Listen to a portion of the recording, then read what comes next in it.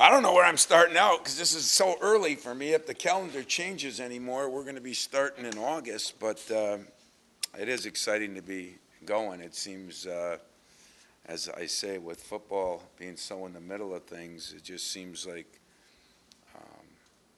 too early for basketball. But at the same time, this is the way the rules are. I think it's still good that we have 40.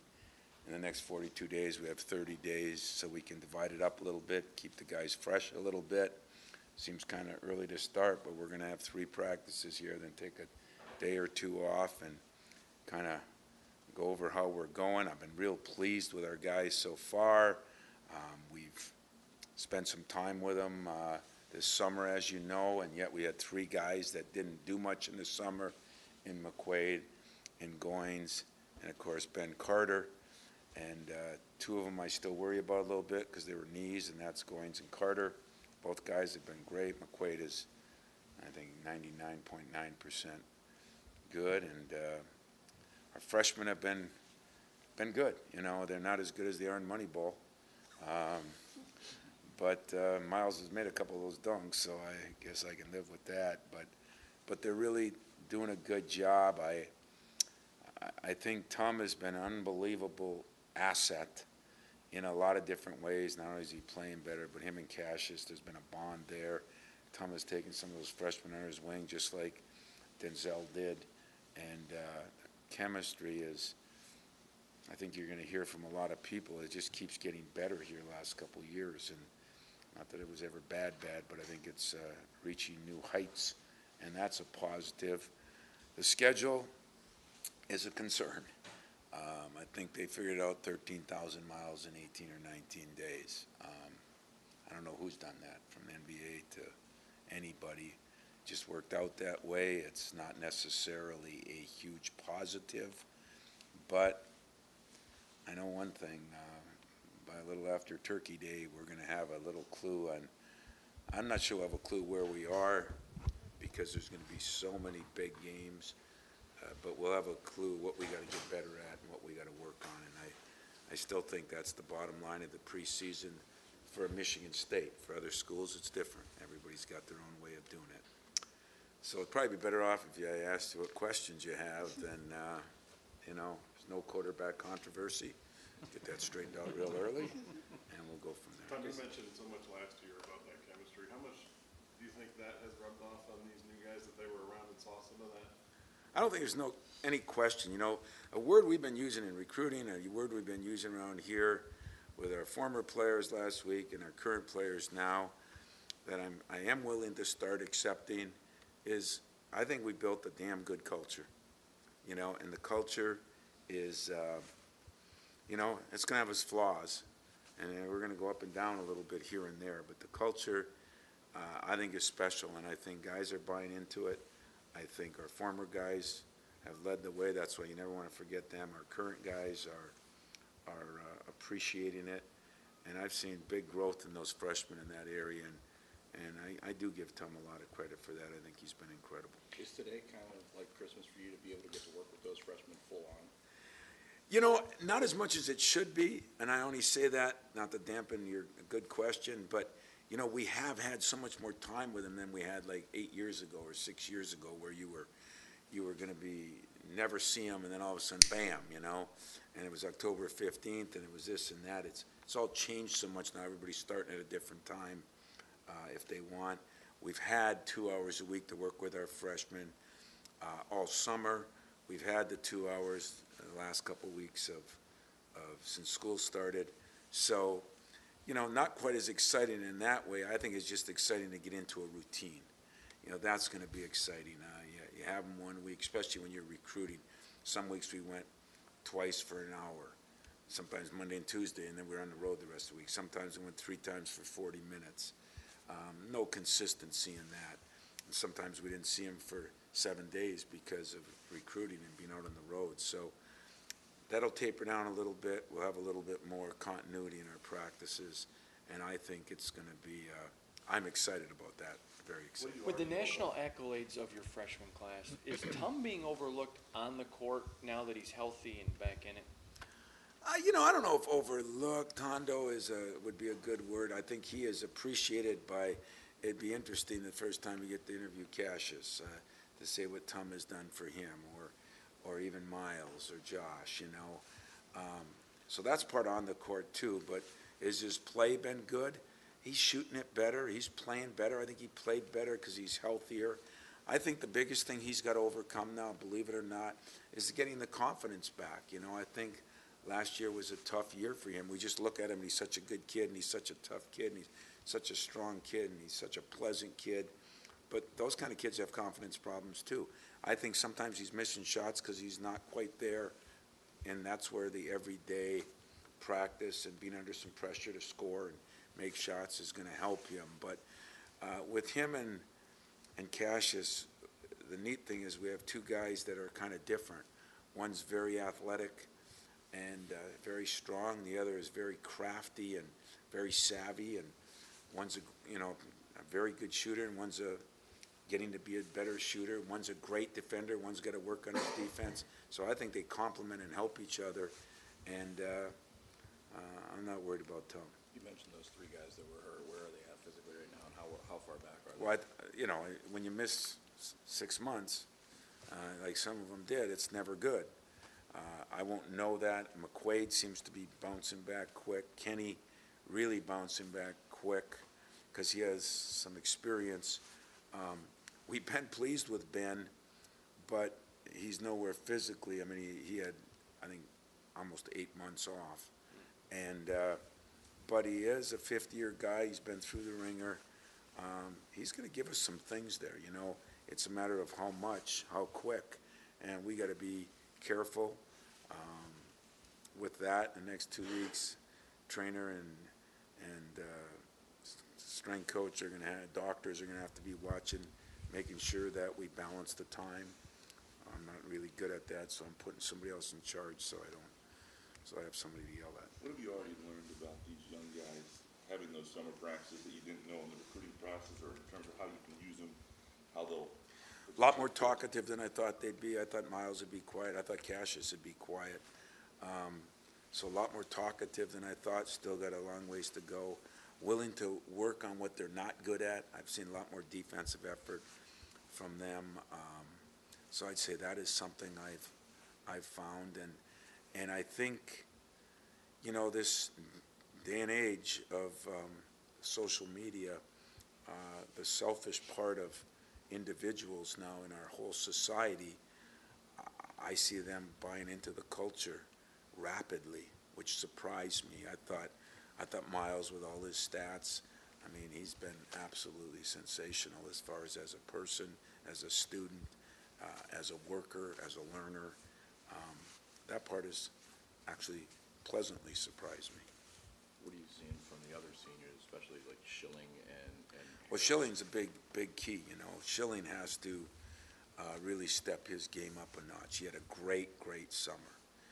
He's in great shape. He's healthy.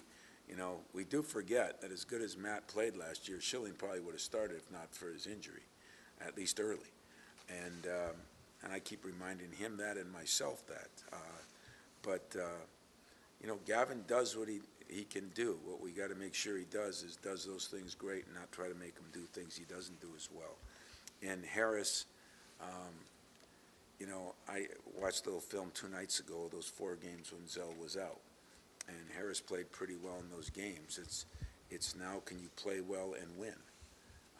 That was the knock. Can he be one of the lead guys and help your team win? And as far as how he's been as a kid, if I look at where he was defensively when he came here, where he is now, he went from worst to first almost, okay? And now it's going to be, being able to score like I know he can score, but in a flow that it's going to be beneficial for everybody, and I think he's made some progress. The other guy that's played well is Elvin. He has played well, I think we have 2 problems. Number one, we have a couple of what I call great players, a lot of very good players, and in those very good players, there's not a lot of separation. That's good and bad. It's going to be more difficult to figure out who to play. The other thing is when you're playing 1 against 2, whatever, we haven't had a 1 or 2, but when you're playing 5 guys against 5 guys, you have a situation where that other guy's defending really well, so nobody looks as good offensively at times. So that's going to take some time to get through too, but we got 40 days. How has life been on the road recruiting since the Hall of Fame, and what reaction have you seen from recruits? You know what? I was shocked. Nobody jumped out of their door and came down and kissed my ring. Nobody cared. Nobody did any of those things. I was shocked. I was expecting the world, and it just didn't happen. Really, it hasn't been any different. I think I've been here long enough. It's a big deal to me, but I don't think to a recruit many of those things are big deals. Maybe they're bigger. When kids sign and you get to ask those questions to them, but I'll be shocked if they'll say, yeah, I came there because he's in the Hall of Fame now. I don't think that's going to happen. Tom, who do you expect to be great? You said you had a couple of. Yeah, I do think Aaron and Miles right now have the chance to be there the most, but I think, McQuaid is a big X factor here because he might be our best shooter, and he's been out so long, but he's coming back pretty good. And then, with Cassius and Josh, they're working. And Cassius brings something we haven't had in a long time. He has Zell had a high basketball IQ. Cassius is off the charts. But with that, now he's got to learn that in high school he could get right to the rim. There's 7-footers and they're swatting things. In high school he could throw a pass over a guy that's his size. Now there might be a 6'5" guy. So he's made adjustments with that, but God, he's so smart. He learns from it and I think gets better. I think the X factor guy could be a guy like Goins, who we need to be very versatile and do a lot of things. And I think everybody would agree, one of the things that hurt us in that game against Middle Tennessee was, losing him, not as an excuse, it's just he could guard people that could do different things.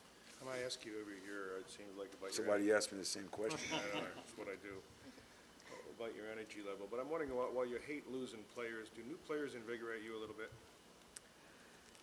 Yeah, that's a good question. That's one. Yeah, that's one. It's the new year, Fred. You've advanced. But I was just watching some film this morning, and it is really hard. I talked to Brendan Zell yesterday and Didi yesterday, and it's just hard because those guys were special guys that, especially in Costello yesterday, those 3 seniors had been through a lot of wars, had been through a lot of things, had done a lot for the program, and it's hard not to miss them. But watching guys come in, like a Miles and Josh and especially Cassius, that have some hype, but have bought into things so quickly, makes me realize what an impact those guys last year really had on Michigan State basketball, not just that year. So I think these guys get it, and I leave Nick Ward out. Nick Ward's lost now 23 pounds. He's been the surprise of the freshman class on rankings and all the things that we go with that seem so good. I mean, I didn't see the day he scored 50-some.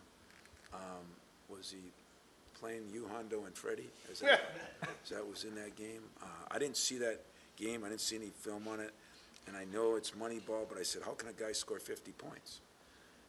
And he can score down there. He is a poor man's Zach, So we had a poor man's Magic that grew into just a poor man's Magic in Denzel. And now, Zach, left-handed, same kind of body, seeks contact.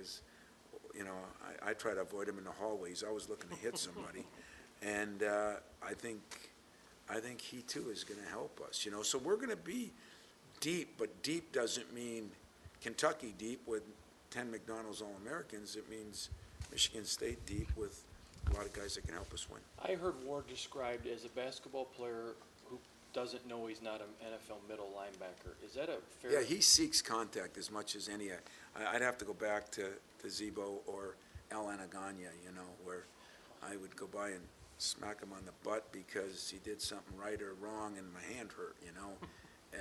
He is a physical guy. Right now, the problem is too physical, you know, the way the rules are now. That belly bump ball we get to play now, we're going to have to really tone him down. But it's nice to see somebody who seeks contact instead of avoids contact. Tom, with the kind of summer that Keith Appling had, have you gotten a chance to chat with him at all?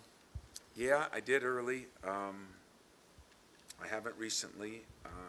Just talked to his old high school coach 2 days ago, was up here, and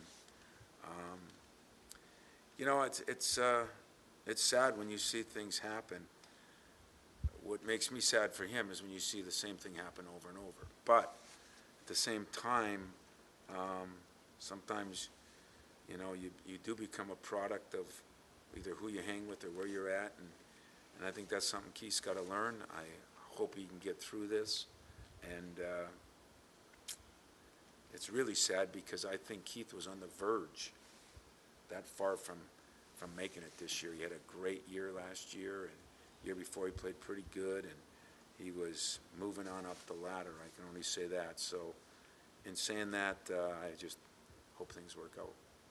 Tom, getting back to Cassius for a second, when he was in high school, he was always under control and he could change not just direction but speeds. Has he been able to, I think, with keeping his vision, has he been able to do that here? Yeah, that's a great point, because we're trying to say, what can Cassius help Tom with and what can Tom help Cassius with?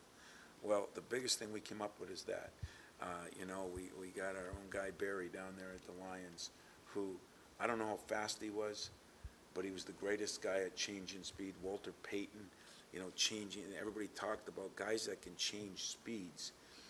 Tom, for the most part, is a beeline, straight arrow, quick as maybe anybody in the league. But because he's not great at changing speeds, I think he's got to watch Cassius and work on that. Cassius is not a speedster, but what makes him so good on ball screens is he can change directions and things that are essential in that. And so we're hoping that Tom can learn some of that. And it is something that Cassius has done very well here. I think he's going to be one of the better ball screen guys we've had ever. And now, remember, ball screens weren't in as much 10 years ago as they are now, but he's really good at that. He's good at stopping, he's good at going, he's good at reading, and he's got eyes not only behind his head, but on both sides. He can see the court as well as you need to see it. We haven't talked about Josh. Got time for two more? And Yep. again, this is Whoa. but Hey, Larson's starting out good here, isn't he? You don't listen to him? You're gonna ignore me on the first day, so. I'm ignoring you too. his handles for a guy his size. Yeah, Is that you know, Josh Langford, and that is the problem when you have, as I said, a lot of good players, but don't get carried away now, we're not. But Josh Langford has been, he called and wanted to come here. He got out early in Alabama. He wanted to be here the first day he could be here. We had a meeting 2 days ago to tell our guys, you're not allowed in the gym every day. What a great meeting that is. It is a good meeting, though, because that means too many guys are spending too many hours in there, and he would be one of the leaders of that list. He is becoming a very good defender, which he needs to be at his size, because we need some guys that can lock people down. He has very good handles. He has maybe the biggest strength he has a mid-range game. He can pull up.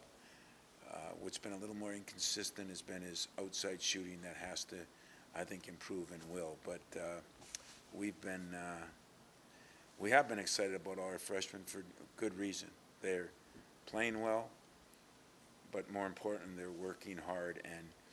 And you look at some of these guys academically, they've been unbelievable. So, you know my theory, I want smart guys, but none smarter than the coach. I got some problems this year. So you can, Given the makeup of the roster and that, you know, your main non-conference opportunities are kind of in that 3-week window to start. you wanted me to have more? I was gonna say, is there even less of maybe a learning curve than normal in these Well, there's gonna, preseason practices. the learning is, as they say, under fire. There'll be no learning. That is the one negative of the way this schedule panned out. And, you know, it was of nobody's fault, just the way it worked. But when you really look at, I mean, Arizona's really good. I mean, then forget everything else. Just think of the travel part of that. You know, coming back home whenever you go west to east, it's a problem. Then getting out there and Kentucky, I mean, they're just fighting over, is it Kentucky won or Duke won, you know, but it seems to be a separation with the rest of us. And so then you got them, and then you come home, and even when you come home, it's a Friday, Sunday deal, which I'm not crazy about what we're doing. That I should go to a negative on today. You know, we got to figure out something with the Big Ten and with these games and the way they're sandwiched in there, where you can't play on finals. We got games 2 days after Christmas. There are some issues there with the schedule that were thrown upon us this year because of the way the calendar went, you know. So we couldn't afford to get a game in after Christmas now. That means you got to sandwich that in there. So we play Friday, Sunday, and then leave for the Bahamas. Well, there's not a lot of teaching, coaching time in there. That disappoints me, and I think ADs, presidents, and even our commissioner, and I've talked to him, we all got to get together on this and figure out whether we got to play Big Ten games early, what we got to do. But we are really in a crunch this year. It just happens that it's a year where we have 7 new guys, and that's going to be. So anybody wants to make it an excuse, go right ahead. I'm going to tell you the reality of this. We are in for the most brutal 20 days in the history of Michigan State basketball, period. When you look at travel, teams played, and youth, those 3 things. The exciting part is, as those guys say to me every time I get a little bit paranoid about get your rest now because you're not going to get it later. Don't miss classes because you're not going to be able, you know, going to be gone a lot later. You know, they keep reminding me that's why they came. We'll see if they feel that way 7 games in. Because if the right teams fell, I guess the only other option teams are in that tournament in the Bahamas, but you could play against 4 top 10 teams and travel the world, 5 top 11, maybe 5 top 15 teams, depending if you play Baylor or Louisville or teams like that. But that part concerns me. It concerns me that I think we're cramming so many things together here, and we're expected to play in things. And I think if we're looking at student welfare things, we got to really look at our scheduling and what we're doing and when Christmas and when breaks are, because that should be something you guys look at even more than I do. Is that part of why you don't want them spending so much time in the gym? Yeah, I mean, we're really trying to look at how we can keep our guys fresh and how we can stay away from the injuries that everybody's having all over the country. I still say the reason is what they're doing from their 12 to 18, not what they're doing from 18 on, in my opinion. But my opinion doesn't seem to matter much. So that Hall of Fame thing has gotten me nowhere, in my opinion. But I really do, we are cognizant of that. We're going to try to do a better job working efficiently as possible, which you should always do, but I'm going to take that to a new level this year. We're going to try to do even more with film, so we're off our feet and see what that. But it's not going to just end when we get done with that last game at Duke. That's the ambush 18 days, and then you know we got some days and games, but we also got finals, and then I don't know what we're going to do at Christmas yet. We plan the 27th, which you know to me is not good. Just to be clear on Jones and Carter, any chance you think they'd be able to miss the game or anything like that, or do you expect No. them to be game ready? No, I expect them to be game ready. I just don't know how ready. You know, I mean, there's no lingering effects right now. It's we as a staff more than you guys, and our fans will never understand it because if you don't go through something, you don't understand it. But you don't miss 6, 7, and 8 months and come back in a month. You know, so it's how much we can use them to get ready, and hopefully by Christmas they're ready to go. Now that doesn't help that ambush of a schedule early.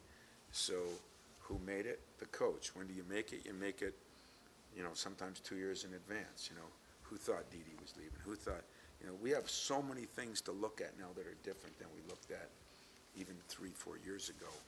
And I got to do a better job. I think our conference, as far as these Big Ten games, we just got to figure out how do you sandwich this many games in a short period of time and still get better and safety and all the other things.